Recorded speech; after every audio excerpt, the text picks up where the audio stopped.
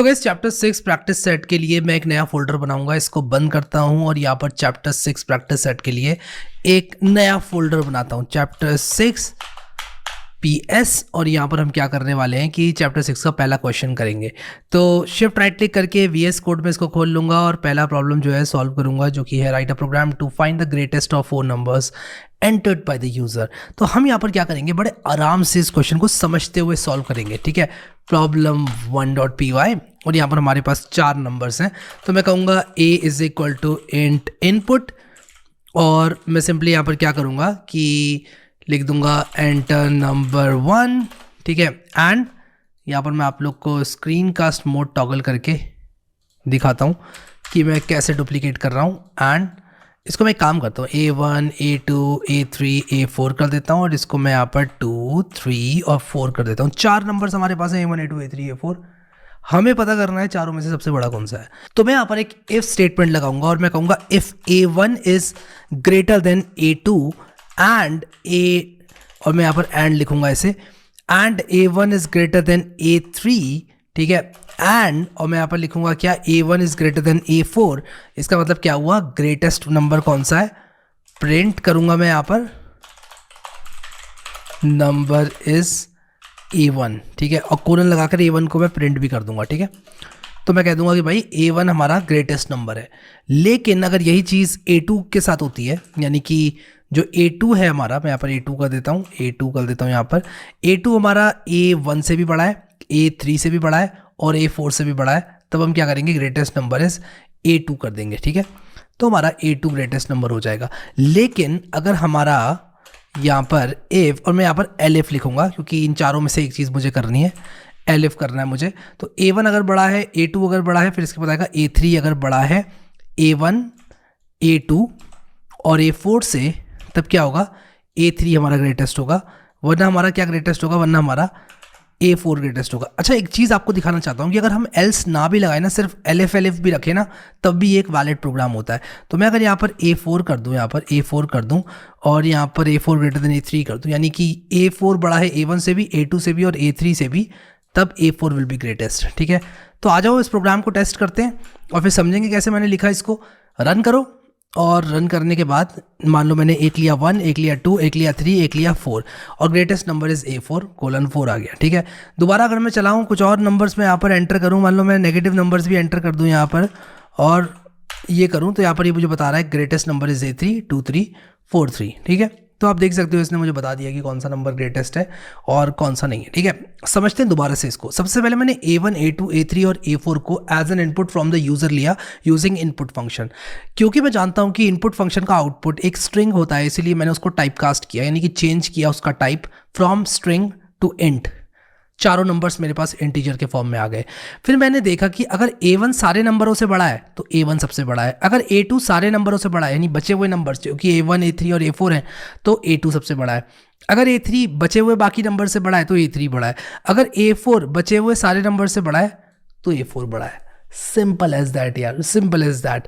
तो ये हमारा प्रॉब्लम नंबर 1 सॉल्व हो चुका है। दूसरी वाली प्रॉब्लम की तरफ मूव करते हैं। Write a program to find out whether a student is passed और failed if it requires total 40% and at least 33% in each subject to पास।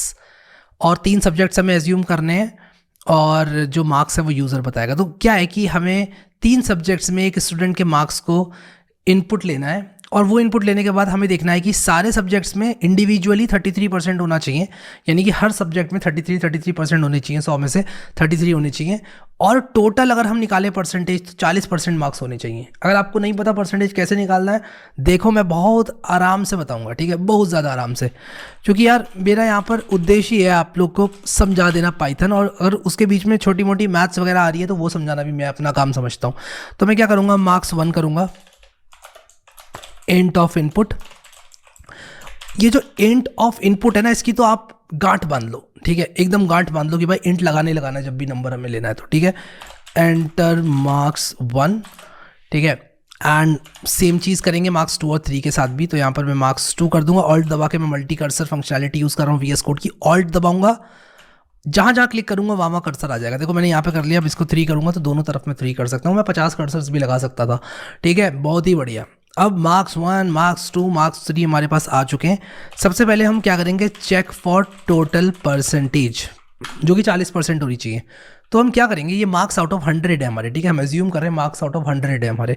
तो हम क्या करेंगे, हम कहेंगे कि total underscore percentage is equal to, हमेशा बड़े वेरिएबल के नाम जो कि डिस्क्रिप्टिव हों वो आपको यूज़ करने चाहिए। इस वेरिएबल का नाम मैं टी नहीं रखूंगा, टोटल अंडरस्कोर परसेंटेज रखूंगा। और कभी भी हम लोग अपने कॉम्प्लेक्स प्रोग्राम्स की बात करें अगर, वहाँ पर हमें हमेशा अपने वेरिएबल्स के नाम भले ही वो बड़े हो जाएं, लेकिन हमें डिस्क्रिप्टिव रखना है अपने वेरिएबल्स के नाम को। डिस्क्रिप्टिव मतलब कि इसको पढ़ के ही समझ में आ रहा है कि जो टोटल परसेंटेज है ये टोटल परसेंटेज दिखा रहा है, ठीक है। सो ये चीज़ आप लोग को पता होनी चाहिए। अब हम क्या करेंगे, मार्क्स 1 प्लस मार्क्स 2 और प्लस मार्क्स 3।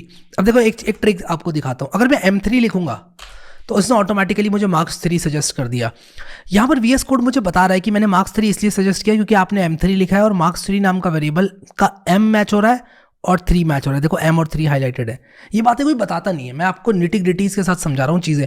मार्क्स 3 अगर आपको लिखना है आप M3 लिख दो। अगर आपका एक बहुत बड़ा वेरिएबल है टोटल परसेंटेज, TP लिख के एंटर मार दो, खुद सजेस्ट हो जाएगा वो।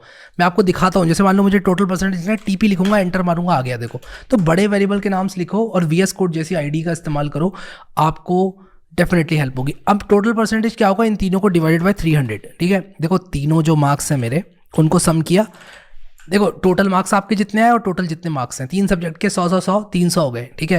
ये तो समझते हो यार आप, अगर आपके 3 सब्जेक्ट हैं 300 मार्क्स हैं तो इंडिविजुअली अगर आपके मार्क्स 1, मार्क्स 2, मार्क्स 3 आ रहे हैं, अगर मान लो 70 आ रहे हैं तो तीनों जुड़ के डिवाइड बाय 300 आपकी परसेंटेज होगी। अब मैं कहूँगा if total percentage is greater than equal to 40, ठीक है, मैं यहाँ पर प्रिंट लिखूंगा यू आर पास, ठीक है, ठीक है। वरना मैं क्या करूंगा, वरना मैं लिखूंगा एल्स प्रिंट करूंगा you failed, try again next year, ठीक है। तो ये चीज़ मैंने, बड़ा हार्श हो गया ना, ट्राई अगेन नेक्स्ट ईयर सुन के बड़ा अजीब लगता है, पूरा साल गया मेरा, ठीक है। Total percentage greater than equal to 40 होनी चाहिए, तभी आप पास हो, वरना आप पास नहीं हो। लेकिन हमें सिर्फ इतना ही नहीं देखना। Create your own website with ease using Hostinger AI Website Builder. Simply describe what you need in the prompt box and let AI generate a unique website for you. From colors and images to fonts and text, you explain it, AI will build it.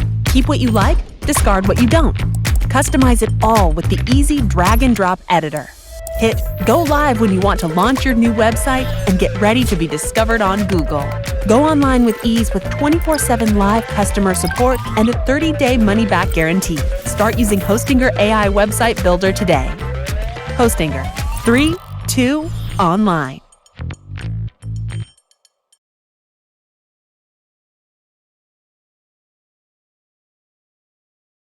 You've got the best deals on delicious food. Order now. Food Panda. है हमें individually भी subjects को देखना है, लेकिन सिर्फ हम इतना करके देखते हैं। अभी मान लो एक बच्चे के आए 40 मार्क्स, फिर दूसरे में आए उसके 41 मार्क्स, फिर एक में उसके 23 आ गए, तो यहाँ पर देखो यू फेल ट्राई अगेन आ गया। अगर मैं इस प्रोग्राम को दोबारा चलाऊँ तो देखो, अगर मैंने 66, 78 और 21 आ गए मार्क्स उसके, तब भी वो फेल हो गया बेचारा, क्योंकि 40 से उसके मार्क्स जो है ज़्यादा नहीं है, ठीक है। लेकिन अगर मैं यहाँ पर करूँ, मान लो किसी के 100 आए, फिर से 100 आए और 33 आए अगर, या 31 आए, तो देखो तब भी वो फेल हो गया। ऐसा होना नहीं चाहिए। Let me check, 230 divided by 300। Okay, तो मुझे इसको इंटू 100 भी करना है यार, इसको इंटू 100 भी करना है, तो मुझे इसको इंटू 100 भी करना है। तो मैं कहूँगा, क्योंकि यार देखो जो टोटल परसेंटेज होती है वो होती है 100 मल्टीप्लाई बाय आपका ये डिवाइडेड बाय आपका 300, ठीक है। तो देखो मैंने ब्रैकेट्स कितने प्यार से लगाए, कितने प्यार से ब्रैकेट्स लगाए, ये वाले ब्रैकेट की ज़रूरत नहीं है। मैंने कहा कि 100 को मल्टीप्लाई करो इसके सम से, फिर डिवाइड कर दो 300 से, वो आपकी परसेंटेज आ जाएगी, ठीक है। देखो total sum divided by 300 into 100 करना पड़ेगा आपको परसेंटेज के लिए, माय बैड, ठीक है। अब करते हैं, देखो 21 आए किसी के, 100 आए, तो वो यू आर पास्ट, ठीक है। लेकिन अगर किसी के 21, 33 और 21 आए तो वो फेल हो जाएगा, क्योंकि उसके 100 में से परसेंटेज जो है वो ख़राब आएगी। तो मैं एक काम करता हूँ, यू आर पास्ट, मैं उसकी परसेंटेज भी लिख देता हूँ यार यहाँ पर, ठीक है। तो एक काम करते हैं, TP लिख देते हैं यहाँ पर, ठीक है, और यहाँ पर उसकी TP लिख देते हैं यहाँ पर भी। ताकि हमें पता चले टोटल परसेंटेज क्या है। तो देखो अगर मैं यहाँ पर 234 गलत लिख दिया यार मैंने, 100 में से था, but let's run it again. ये पर 2% मार्क्स, देखो ये कौन नालायक बच्चा होगा जिसके 100 में से 2, 100 में से 4 और 100 में से 1 आएंगे, ठीक है। बट आते हैं लोगों के, मैं जानता हूँ ऐसे लोगों को, नाम नहीं लूँगा उनका क्योंकि क्या फ़ायदा है नाम लेने में। आ जाओ वापस से ये वाला चीज़ इंप्लीमेंट करते हैं। देखो अब एटलीस्ट 33% भी होने चाहिए सब सब्जेक्ट्स में। तो हम यहाँ पर क्या करेंगे, टोटल परसेंटेज तो ग्रेटर देन इक्वल टू 40 होनी चाहिए, and marks 1 should be greater than 33, and marks 2 should be greater than 33, and marks 3 should be greater than 33, ठीक है। क्या इक्वालिटी भी लगा दूँ? इक्वालिटी भी लगा देता हूँ। मतलब क्या हुआ इस बात का, इक्वालिटी भी लगा दूँ, मतलब अगर 33 भी हो गए तब भी उसको पास कर दिया जाएगा। देखो इंडिविजुअल हर सब्जेक्ट में 33 आने चाहिए और टोटल भी उसके 40 आने चाहिए। समझ रहे हो ना आप मैं क्या कह रहा हूँ? टोटल परसेंटेज आपकी 40 से ज़्यादा होनी चाहिए, 40 या 40 से ज़्यादा, और इंडिविजुअली मार्क्स आपके हर सब्जेक्ट में 33 या उससे ज़्यादा होने चाहिए, वरना आपको फेल कर दिया जाएगा। अब देखो यहाँ पर इन भाई साहब के एक सब्जेक्ट में 21 मार्क्स आए, लेकिन बाकी दोनों में इनके 100 आए, लेकिन ये फिर भी फेल हो गए 73% आने के बाद भी। क्यों फेल हुए ये फेल इसलिए हुए क्योंकि इनके इंडिविजुअली सब में 33 नहीं थे। लेकिन एक और महाशय हैं जिनके 34 और 100 मार्क्स आए, ये भाई साहब पास हो गए क्योंकि इनकी टोटल 56% थी और 33 से ज़्यादा इन्होंने मेंटेन करी, ठीक है। तो हमने यहाँ पर, अगर मैं प्रोग्राम में आऊँ, प्रोग्रामिंग एस्पेक्ट से बताऊँ आप लोग को ये चीज़, तो पहले हमने मार्क्स 1, मार्क्स 2, मार्क्स 3 को एज एन इंटीजर इनपुट कर लिया यूज़र से। इसके बाद हमने टोटल परसेंटेज को निकाला, जो कि होती है sum of the marks divided by 300 और मल्टीप्लाई बाय 100, ठीक है। तो ये मैंने जानबूझ के लिखा है फॉर्मूला इतना बड़ा। वैसे तो मैं यहाँ से ये 2 0 हटा भी सकता था और यहाँ से ये 100 हटा देता, बट मैं चाहता हूँ कि आपको मैथमेटिकल एस्पेक्ट भी समझ में आए। फिर हमने कहा कि देखो भाई total percentage greater than equal to 40 होनी चाहिए और इंडिविजुअली हर सब्जेक्ट में मार्क्स आपके 33 या 33 से ज़्यादा होने चाहिए, तब आप पास हो, वरना आप फेल हो। टोटल परसेंटेज हमने दिखा दी, ठीक है। आई होप कि ये क्वेश्चन आपको क्लियर हो गया और आप समझ गए कि किस तरह से हमने इसको यूज़ किया है। अब जो क्वेश्चन नंबर 3 है ना, वो काफ़ी मेरे दिल के करीब है क्योंकि इसमें मैं आपको इन कीवर्ड के बारे में बताऊंगा, IN इन कीवर्ड। और आप लोग ये मत कहना कि यार आपने इन कीवर्ड के बारे में, मुझे कमेंट्स आते हैं चैप्टर 6 में नहीं बताया, प्रैक्टिस सेट में क्यों बता रहे हो। मैं जब आपको चैप्टर 6 प्रैक्टिस सेट करा रहा हूँ उसमें भी लर्निंग्स है, उसके बाद आप सारे क्वेश्चन कर पाओगे इस चीज़ से रिलेटेड। तो मैं आपको इन कीवर्ड के बारे में यहाँ पर बताता हूँ। A spam comment is defined as a text containing following keywords. किसी भी कमेंट में अगर ये शब्द हुए तो वो एक स्पैम माना जाएगा। होता है ना कि लोग कहते हैं कि टेलीग्राम पे आ जाओ, मेरे भी यूट्यूब में आते हैं कमेंट्स बहुत सारे, कहते हैं कि हाय कोड विद हरी 1 के नाम से कोई बना लेता है, कोड विद हरी 77 के नाम से बना लेता है और लोगों को कमेंट में रिप्लाई करता है कि भाई साहब आपको टेलीग्राम पे मैं मैकबुक प्रो देना चाहता हूँ, ऐसे ऐसे। अरे भाई मतलब क्या क्या है ये, मैं फरारी देना चाहता हूँ। भाई फरारी मेरे पास है नहीं यार, तो तुमको कैसे दे दूंगा मैं। कुछ लोग मासूम होते हैं, फंस जाते हैं उसमें। तो इस तरह के स्पैम कमेंट्स को डिटेक्ट कैसे किया जाए उसका हमें प्रोग्राम लिखना है। तो सबसे पहले मैं क्या करूँगा, यहाँ पर ये जो फ्रेसेस है ना, इनको ले लूँगा, मैं इनको ले लूँगा और मैं इनको P1, P2, P3 के नाम से बनाऊँगा। देखो मैं ये प्रोग्राम कैसे बनाता हूँ और उसके बाद आपको पता चलेगा problem3.py। उसके बाद आपको पता चलेगा कि इसको मैं चेंज ऑल अकरेंसेस करके, एक्चुअली ये डबल कोट नहीं है, ये कोई और कैरेक्टर है, तो चेंज ऑल अकरेंसेस करके इसको एक वैलिड डबल कोट से मैंने रिप्लेस कर दिया। और इसको भी करूँगा चेंज ऑल अकरेंसेस, बैकस्पेस किया, डबल कोट लगाया, हाँ अब ठीक है। और अब मैं यहाँ पर क्या करूँगा कि इनको P1, P2, P3 के नाम से सेव कर लूँगा, ठीक है। P1, P2, P3 के नाम से इन्हें मुझे सेव करना है, तो मैं यहाँ पर लिखूँगा P1 यानी कि फेस 1 इज इक्वल टू, और यहाँ पर भी मैं P2, P3 करूँगा और P3 यहाँ पर और P4 यहाँ पर, P3, P4, ठीक है। तो ये मैंने यहाँ पर 4 फ्रेसेस कर दिए। अब message is equal to input. Message एक स्ट्रिंग है, एंटर योर कॉमेंट, ठीक है। मैसेज एक स्ट्रिंग है, आप एक कॉमेंट लिखोगे, फिर मैं कहूँगा इफ P1 इन मैसेज और P2 इन मैसेज और P3 इन मैसेज और P4 इन मैसेज। और इस बात का क्या मतलब हो, मैं काम करता हूँ ब्रैकेट्स भी लगा देता हूँ यहाँ पर, जस्ट सो दैट रीडेबिलिटी बढ़ जाए, ठीक है। तो मैं ये करूँगा और ये करूँगा और ये करूँगा, और आप इसको समझना इन कीवर्ड क्या करता है। मैं जल्दी से आना चाहूँगा रैपल में, जब भी मुझे कुछ चीज़ें समझानी होती है मैं रैपल में आ जाता हूँ आप लोग को दिखाने के लिए। मान लो मेरे पास एक स्ट्रिंग है, A is equal to Harry भाई इज़ अ गुड बॉय। अब अगर मैं लिखूँ एक स्ट्रिंग ले लूँ हैरी इन A, तो वो ट्रू होगा। अगर मैं लिखूँ शुभ इन A, तो वो फॉल्स होगा, क्योंकि शुभ नाम की स्ट्रिंग इसमें नहीं आती है। तो अगर ये वाली स्ट्रिंग इसमें आती है तभी ट्रू होगा, वरना फॉल्स होगा। तो ये बात पता होनी चाहिए आपको। तो हैरी भाई इज अ गुड बॉय मैंने लिखा, तो अब आप मुझे कमेंट सेक्शन में बताओ ट्रू आएगा इसका या फॉल्स आएगा। कैपिटल HRRY इन ए अगर मैं करूंगा तो ट्रू आएगा या फॉल्स आएगा, ये आपको मुझे नीचे कमेंट सेक्शन में टाइम स्टैम्प लगा के बताना है। I am waiting for you. And please यार टू वे इंटरेक्शन रखो प्लीज़ यार, आप लोग कमेंट ज़रूर करो। यस आपने सही कहा, फॉल्स आएगा क्योंकि इसका H कैपिटल है और ये स्मॉल है, तो ये वाली जो सब स्ट्रिंग है वो इसकी सब स्ट्रिंग नहीं है, ये स्ट्रिंग इसकी सब स्ट्रिंग नहीं है, ठीक है, टू बी एग्जैक्ट।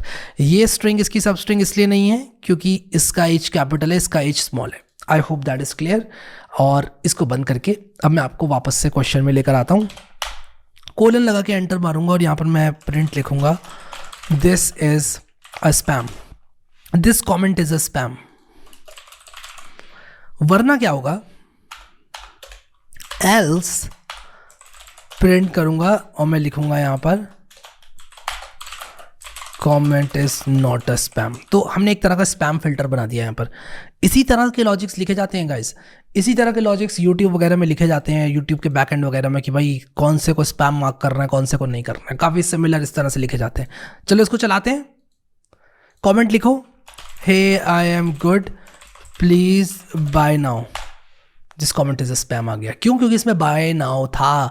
अगर मैं लिखूँ नाइस वीडियो भाई, नाइस वीडियो भाई, तो this comment is not a spam. लेकिन अगर मैं लिखूं नाइस वीडियो भाई क्लिक दिस, तो ये स्पैम होगा क्योंकि इसमें ये क्लिक दिस आता है। ये काफ़ी पुराना इम्प्लीमेंटेशन मैं कहूँगा है स्पैम फिल्टर की। बहुत पहले स्पैम फिल्टर्स ऐसे ही लिखे जाते थे, आजकल तो AI वगैरह के थ्रू लिखे जाते हैं, बट कुल मिलाकर इस तरह की चीज़ें की जा सकती हैं इफ एल्स स्टेटमेंट का प्रयोग करके। तो आई होप आपको समझ में आ गया कि ये P1 इन मैसेज, P2 इन मैसेज, P3 इन मैसेज हमने क्यों किया और ये करके क्या फ़ायदा है, ठीक है। अगले क्वेश्चन की तरफ मैं बढ़ूंगा और write a program to find whether a given user name contains less than 10 characters और not. Super simple question, super simple question. 04_problem4.py और यहाँ पर आप देखो कि हमें क्या करना है कि एक यूज़र नेम लेना है। User name is equal to input, int नहीं चाहिए इस बार, इंट नहीं चाहिए, enter user name. If user name की जो लेंथ है, यानी कि if len of user name is greater than, क्या था question, contains less than 10 characters और not. Less than 10 your username contains less than 10 characters, वरना else में हम क्या करेंगे, all is well। मान लो मैंने ये लिखा, ठीक है। तो अगर मेरा यूज़र नेम हैरी है तो आप देखो your user name contains less than 10 characters, और इसको मैं ऐसे कोलन स्पेस कर देता हूँ, थोड़ा अच्छा लगेगा जब मैं टाइप करूँगा। तो रन करूँगा इसको, जैसे ही मान लो मैं लिखता हूँ हैरी भाई अच्छे हैं जी, तो यहाँ पर देखो ऑल इज़ वेल, ठीक है। मैंने ऐसे ही लिख दिया रैंडमली। तो हमें यहाँ पर डिटेक्ट करना था कि एक यूज़र नेम में लेस देन 10 कैरेक्टर्स है कि नहीं, बट ऑल इज़ वेल से बेटर मैं यहाँ पर प्रॉपरली लिख दूँ भाई कि your user name contains more than और इक्वल टू 10 कैरेक्टर्स, ठीक है। तो ये चीज़ हमने बना दी। सुपर सिंपल क्वेश्चन यार, मुझे नहीं लगता इससे सिंपल हो सकता है कुछ। Write a program which finds out whether given number name is present in a list और नॉट। तो हमने लिस्ट की बात करी थी एंड इन कीवर्ड लिस्ट में भी काम करता है, ठीक है। तो मैं आपको यहाँ पर 05_problem5.py लिखाऊंगा। तो मेरी एक L नाम की मान लो लिस्ट है और इसमें 5 नाम है, एक है हैरी, एक है रोहन, एक है शुभम और एक यहाँ पर है दिव्या, ठीक है। तो मैं क्या करूँगा, लिखूँगा नेम इज इक्वल टू मैं क्या लिखूँगा, इनपुट लिखूँगा और यहाँ पर लिखूँगा एंटर योर नेम, ठीक है। इसको अपर केस बना देता हूँ और मैं यहाँ पर लिखूँगा if name in L print कर दो your name is in the list, ठीक है। वरना क्या कर दो, एल्स प्रिंट कर दो, क्या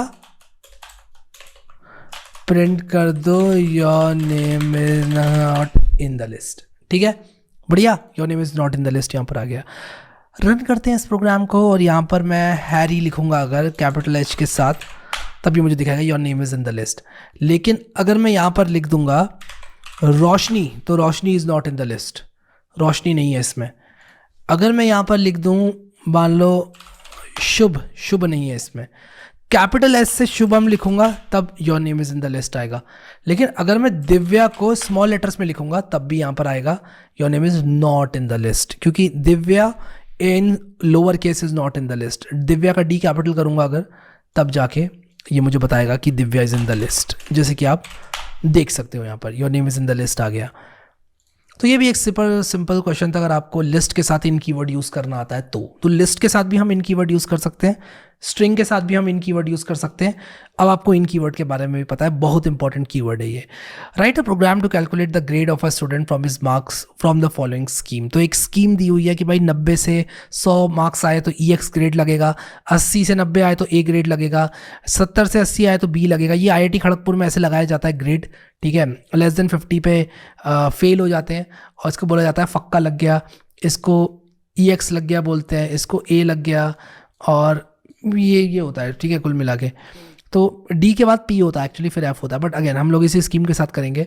और फाइनली हम क्या करेंगे कि प्रॉब्लम नंबर 6 यहाँ पर बना लेते हैं जल्दी से, 06_problem6.py, ठीक है।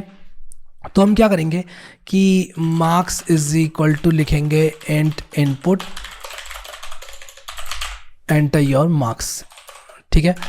फिर हम क्या करेंगे, if marks is less than equal to 100, less than equal to 100 है, and marks is greater than 90, greater than equal to 90, greater than equal to 90 है अगर, तब क्या है, ग्रेड इज इक्वल टू हम कहेंगे EX, ठीक है। वरना फिर हम क्या करेंगे, एलिफ में सेम कंडीशन हम लाएंगे और हम यहाँ पर ग्रेड इज इक्वल टू को खाली कर देते हैं और इसको भी हम यहाँ पर खाली कर देते हैं। और आप देखो मैं क्या कर रहा हूँ, कितनी बार मुझे रेप्लिकेट करना है, 1 2 3 4 5 बार मुझे इसको रेप्लिकेट करना है।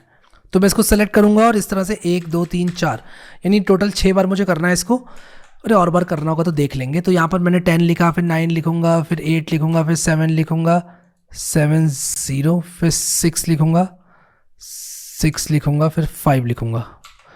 और यहाँ पर भी मैं यही करूँगा, 8 लिखूंगा, फिर 7 लिखूंगा, फिर 6 लिखूंगा, फिर 5 लिखूंगा, 5 लिखूंगा, ठीक है। और ये लेस देन इक्वल टू 50 हो जाएगा, लेस देन 50 होगा एक्चुअली, यहाँ पर इक्वल टू नहीं होगा, यहाँ पर लेस देन होगा सिर्फ, ठीक है, लेस देन, क्योंकि इक्वल टू 90 पे ये लग रहा है तो यहाँ पर सिर्फ लेस देन लगेगा, ठीक है। तो ये हमें ये देखना पड़ेगा।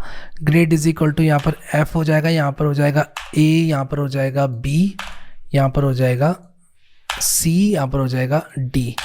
देखता हूँ मैंने सही लिखा है कि नहीं, 100 90 90 80, 100 90, अच्छा 100 90, हाँ ठीक है, ग्रेटर देन 90 लेस देन 100, ठीक है चलेगा। 90 से 100 के बीच में ये हो गया, 80 से 90 के बीच में ये हो गया, 70 80 60 70 50 60, हाँ ठीक है, बढ़िया बढ़िया बढ़िया। और यहाँ पर फाइनली हम प्रिंट कर देंगे योर ग्रेड इज़, और फिर हम क्या करेंगे कि यहाँ पर ग्रेड वेरिएबल को लिख देंगे और यहाँ इंडेंटेशन हटा दूंगा मैं क्योंकि मैं इस एलिफ के अंदर नहीं हूँ, ठीक है। तो ये जो पार्ट है ये आपस में इंडिपेंडेंटली काम करेगा और साथ में काम करेगा ये, और उसके बाद मुझे बताएगा फाइनली ये कि कौन सी ग्रेड लगनी चाहिए। और ग्रेड वेरिएबल एक बार पॉपुलेट हो जाता है तो उसके बाद क्या होगा कि यहाँ पर योर ग्रेड इज करके प्रिंट हो जाएगी जो भी ग्रेड होगी। तो इसको मैं चलाता हूँ और आप लोग देखो, एंटर योर मार्क्स 45 मैंने किया, योर ग्रेड इज F। लेकिन अगर यही मार्क्स में 67 कर दूं तो देखो योर ग्रेड इज C आ गया, क्योंकि 60 और 70 के बीच में मेरे मार्क्स हैं। तो इस तरह से बनाई जा सकती है एक प्रोग्राम जो कि आपके मार्क्स बताएगी, ठीक है। तो ये हमने ग्रेड ऑफ अ स्टूडेंट जो है निकाल लिया उसके मार्क्स से। अब हम लिखेंगे program to find out whether a given post is talking about Harry और नॉट। क्या मतलब हुआ इसका, बहुत सिंपल प्रॉब्लम है ये, 07_problem7.py। और यहाँ पर क्या होगा कि हम लिखेंगे post is equal to hey I am, hey Harry bye is good, Harry is very good and Harry is great. मान लो ये किसी ने लिखा, ठीक है। तो हम क्या करेंगे, एक बार किसी ने ये लिखा अगर तो हम कहेंगे इफ हैरी इन पोस्ट, और हम लिखेंगे this post is talking about Harry, ठीक है। तो आप देखो इसको मैं रन करूँगा तो this post is talking about Harry. अगर मैं इसको एज एन इनपुट ले लूँ, ठीक है, इनपुट और एंटर दी पोस्ट, और उसके बाद मैं इसको रन करूँ तो देखो Harry is good and Harry bye is great. तो मैंने ये लिखा, अगर मैं इसको एज अ टैब बना देता हूँ यहाँ पर, अगर मैंने ऐसे लिखा तो ये यहाँ पर कह रहा है कि this post is not talking about Harry. मैं ज़रा एक एल्स लगाकर लिख देता हूँ और यहाँ पर लिख देता हूँ कि this post is not talking about Harry, post is not talking about Harry लिख देता हूँ, ठीक है। ये मैं अगर करूँगा यहाँ पर और मैं इसको ज़रा चलाता हूँ दोबारा से, तो आप देखो enter the post Harry is good लिखा, तो this post is not talking about Harry. ऐसा क्यों हुआ? हैरी के बारे में बात कर तो रहा है पोस्ट। ऐसा इसलिए हुआ क्योंकि मैंने यहाँ पर लिखा हुआ है कैपिटल HARRY इन पोस्ट। तो मुझे ये देखना होगा कि कोई अगर इस तरह से भी हैरी लिख रहा है ना, अगर मान लो मैंने इस प्रोग्राम को चलाया और मैंने लिखा हैरी इज़ गुड, ठीक है, तो अगर कोई ऐसे भी हैरी लिख रहा है ना, HARRY भी लिख रहा है ना कोई, तब भी डिटेक्ट हो जाना चाहिए। तो इस तरह के डिटेक्शन को करने के लिए मैं क्या करूँगा? इस तरह के डिटेक्शन को करने के लिए सिंपल सा काम जो मैं कर सकता हूँ वो है कि मैं कहूँगा हैरी डॉट लोअर, ठीक है। तो मैंने यहाँ पर लोअर फंक्शन चला दिया, इन पोस्ट डॉट लोअर, मतलब मैंने कहा कि हैरी को भी लोअर केस में पूरे को कन्वर्ट कर लो। वो स्ट्रिंग अगर पोस्ट को भी लोअर केस में कन्वर्ट कर लो उसमें है, तो दोनों लोअर केस हो गए कंपैरिजन के टाइम पर, दोनों को कंपेयर कर दो। अगर वो स्ट्रिंग है हैरी के अंदर, तब आप क्या करो, तब आप कह दो this post is talking about Harry, और this program is going to work like charm. मैं इसको दोबारा चलाता हूं, this program is going to work like charm. अगर मैं लिखूं Harry, this post is talking about Harry. मैं जरा इसको क्लियर करता हूं, आप लोग को दिखाता हूं क्लियर करके। अगर मैं लिखूं HARRY इज गुड, तो देखो this post is talking about Harry. क्योंकि मैंने क्या किया कि जो हैरी स्ट्रिंग थी इस पूरे को पहले लोअर केस किया, उसको कंपेयर किया हैरी स्ट्रिंग से बाय यूजिंग इन कीवर्ड। मैंने कहा कि लोअर केस वाला हैरी अगर है पोस्ट डॉट लोअर में, यानी कि पोस्ट में आप किसी भी केस में कुछ भी लिखो, उसको मैं लोअर केस में पूरे को कन्वर्ट कर रहा हूँ। यानी कि कंपैरिजन के टाइम पर आपका जो पोस्ट है जो ये है, ये कन्वर्ट हो जाएगा इसमें, और फिर कंपेयर होगा हैरी वर्ड की ये हैरी वर्ड इसमें है कि नहीं। समझ गए ना आप लोग? आई होप आप लोग समझ गए कि आई होप कि आप लोग ये बात भी समझ गए कि यहाँ पर जो ये है हैरी, ये लोअर केस में हैरी आएगा। हम इसको ऐसे भी लिख सकते थे सिर्फ, ठीक है। मैं कहूँगा ये वाला जो वर्ड है अगर है पोस्ट के लोअर केस वाले फॉर्म में, मैंने पोस्ट को लोअर केस में कन्वर्ट कर दिया और फिर कंपेयर किया कि हैरी इसमें है कि नहीं, ठीक है, और मैंने कह दिया अगर है तो this post is talking about Harry. ऐसा क्यों किया मैंने? क्योंकि इसमें जो मेरा पोस्ट है उसमें हैरी किसी भी फॉर्म में हो सकता है, उसमें हैरी हो सकता है ऑल कैप्स फॉर्म में, कोई कैप्स में, कोई लोअर केस वाले फॉर्म में, किसी भी फॉर्म में हो सकता है, और मुझे सारी पॉसिबिलिटीज़ को रूल आउट करना है। सो आई होप आप समझ गए इस बात को, और इसी के साथ हमारा रैप अप होता है चैप्टर नंबर 6 का प्रैक्टिस सेट। चैप्टर 7 के लिए मैं बहुत ज़्यादा एक्साइटेड हूँ। मिलता हूँ मैं आप लोगों से चैप्टर 7।